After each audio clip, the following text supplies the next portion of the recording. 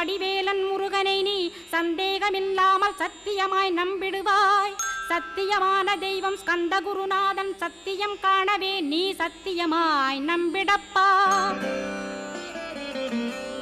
கன்னிமார் ஓடையிலே நீராடி நீரு பூசி கந்த குரு கவசமோதி கந்தகிரி ஏறிவிட்டால் முந்தை வினை எல்லாம் கந்தன் நகற்றிடுவன், நிந்தைகள் நீங்கிவிடும், நிஷ்டையுமே கைகூடும்.